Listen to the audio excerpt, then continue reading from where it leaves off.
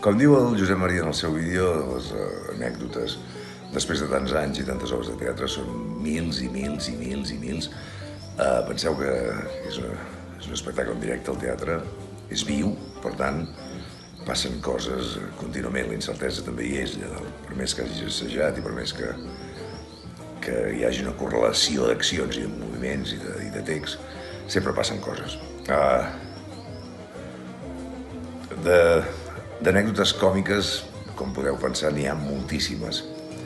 També n'hi ha de dramàtiques, a vegades, de tràgiques, alguna, i fins i tot, alguna vegada, doncs, de tragicòmiques. No sé, hi he estat pensant i se me n'acuden tantes i tantes. Quan feia el Platónov, per exemple, a Madrid, la Carmen Machi feia la meva dona, i hi havia un moment de text, no recordo exactament com anava, que deia... Platónov és un personatge nihilista, un boig de la vida, un home que no s'acaba de trobar amb ell mateix i busca en el món aquesta connexió amb ell i amb els altres. I el Platónov diu que ell té amor per donar a tothom i la seva dona li diu que el que té són amants per tot arreu. I va saltar una senyora del públic i va dir: "Mira com tu, Antonio." Evidentment vam parar i tota la companyia es va fotre a riure. Pixats de riure la gent, evidentment. Però va dir-ho a to, no allò...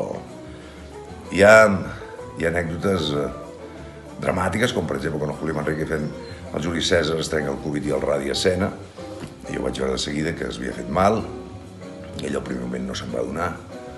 Vam haver de parar la funció i dir al públic doncs, que si podíem tornaríem. I vam tornar. Això va ser a Mallorca, un bolo del Juli Cèsar. N'hi ha de tràgiques o que podien haver acabat amb tragèdia. Per exemple, fent el Cyrano, jo feia una entrada a escena per sota d'una grada, l'escenari era molt gran, amb punxa, al quart acte, al moment de la guerra, jo entrava per sota la grada, amb la capa, corrent, 80 quilos de córrer, i se'm va enganxar la capa, al final de la capa es va enganxar en la grada. Vaig quedar absolutament enganxat, vaig caure per terra, em vaig aixecar 1,5 metres, ben bé almenys, del terra, vaig caure, un silenci brutal, la gent no sabia si m'havia fet mal o no. Per sort, el cordó de la capa l'havia quedat aquí, a l'espatlla. Si arriba a ser en el coll, jo crec que no ho explico, perquè 80 quilos de pes a tota marxa entrant, corrent, com una esperitat, segurament em hagués trencat la nou, em hagués trencat el coll. Quan vaig pensar després, a l'acabar la funció, realment és dels moments que he passat més por a la meva vida. I també n'hi ha de tragicòmics, quan es va morir l'Anna Lizaran, fent també el Cyrano, per exemple, en un bolo. Jo vaig decidir dedicar-li a nivell personal, després la companyia també li vam dedicar, i aquell dia, el monòleg final, i em va costar molt perquè em va entrar una plorera important, em vaig posar a plorar com un nen, pràcticament no vaig poder acabar